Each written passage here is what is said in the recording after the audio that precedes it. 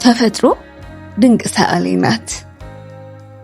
በየቀኑ የምናየው ዓለም በተፈጥሮ እጅግ በሚያስደንቁ ቀለማት የተዋበ ትልቅ ሸራ ነው።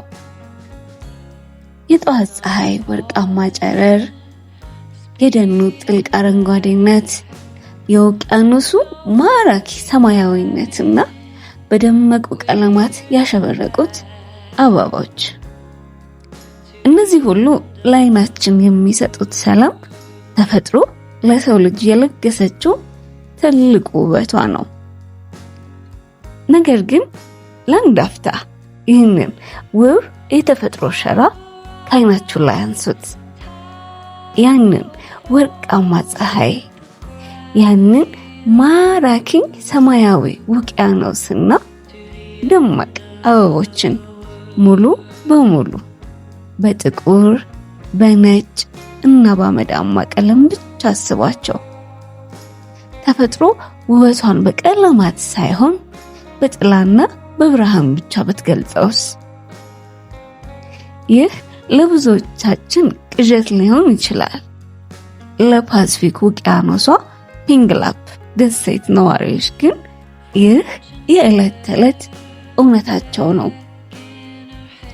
ይህ ደሴት ላይ የተፈጥሮ ውበት ቀለማት የሉትም። እንዲያውም ነዋሪዎቹ ከቤት ለመውጣት ፀሐይ እስክትጠልቅ ድረስ ይጠብቃሉ። እነዚህ ሰዎች በብርሃን የተረገሙ ቢመስሉም በጨለማ ውስጥ ግን ማንም የማይደርስባቸው ድንቅ ችሎታ አላቸው። ዛሬ ህዝቦቿ ቀለማትን መለየት የማይችሉባትን የዚችን ምስጢራዊ ደሴት አስገራሚ ታሪክ እንቃኛለን። ከሰምፔር የልብ ታሪኮች ነን። እንደምን ቆያችሁኝ? ስለ ታሪኩ እንዲሁም ከቻናላችን ጋር በተገናኘ የሚኖራችሁን ማንኛውንም አስተያየት ያለ ስስት አስቀምጡልን። ወደ ዛሬው ድንቅ ታሪካችን አለፍኩኝ። ታሪኩ የሚጀምረው በ1775 ዓመተ ምህረት ነው። ሌንኪኪ የተባለ አስከፊው አውሎ ነፋስ ደሴቷን መታት። ይህ አደጋ የደሴቷን ነዋሪዎች ሙሉ በሙሉ ያጠፋ ሲሆን በተአምር የተረፉት ግን 20 ሰዎች ብቻ ነበሩ። ከነዚህ ጥቂት ሰዎች መካከል አንዱ የደሴቷ ንጉስ ነበር።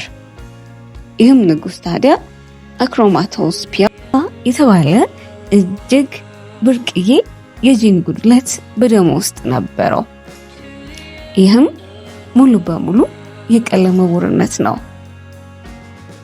ደሴቷ ከውጭ ዓለም ተለይታ ስለነበረች ከተረፉት 20 ሰዎች መካከል ጋብቻ የተስፋፋ ሲሄድ የንጉሱ ልዩ የጂን ባህሪ በልጅ ልጆቹ ላይ በከፍተኛ ደረጃ እየተንጸባረቀ መጣ። ታዲያ ዛሬ ላይ የዚህ ደሴት ህዝብ ከፍተኛ ቁጥር ያለው ማህበረሰብ ዓለምን የሚያየው በጥቁርና በነጭ ብቻ ነው። ቀይ፣ ቢጫ፣ ሰማያዊ የሚባሉ ቀለማት ለነሱ ምንም ትርጉም የላቸውም። እንደዚህ ሰዎች በቀን ብርሃን የዓይናቸው ብርሃንን ይጋረዳል። ፀሐይም በጣም ታስቸግራቸዋለች። ነገር ግን የሚገርመው ነገር ይህንን እንደ እክል ወይም እንደ በሽታ አይቆጥሩትም። ይልቁንም ማህበረሰቡ ከዚህ ተፈጥሮ ጋር ሙሉ በሙሉ ተስማምቶ መኖር ችሏል። ማታ ጨለማ ሲሆን ግን የነሱ እውነተኛ ችሎታ ይወጣል። በሌሊት ከማንኛውም ተራ ሰው በላይ በጥልቀትና በግልጽ ማየት ይችላሉ።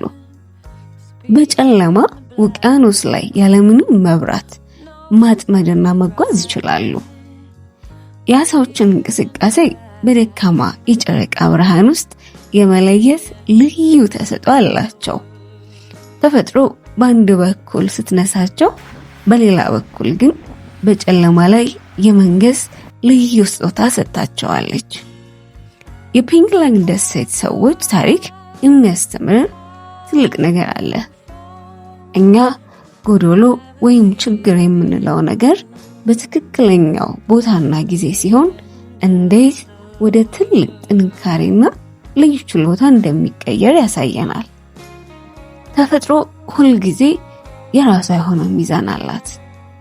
ይህች ትንሽ ደሴት ከተፈጥሮ ጋር ስንስማማ ከጎዶሏችን ውስጥ እንዴት ሙሉ መሆን እንደምንችል የምታስተምር ከሰው ልጆች ሁሉ ይበልጥ የጠለቀ መልከታ ያላት የዓለም ድንቅ ስጦታ ናት።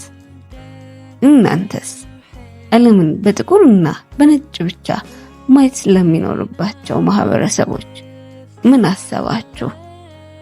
በጨለማ የማየት ችሎታቸውስ አስገርሟችኋል? አስተያየቶቻችሁን ኮሜንት ላይ አስቀምጡልኝ። ቪዲዮውን ከወደዳችሁት ላይክ፣ ሰብስክራይብ እና ሼር ማድረግ እንዳትረሱ። በቀጣይ በሌላ ድንቅ ታሪክ እስከምንገናኝ መልካም ጊዜ፣ ሰላም ቆዩን።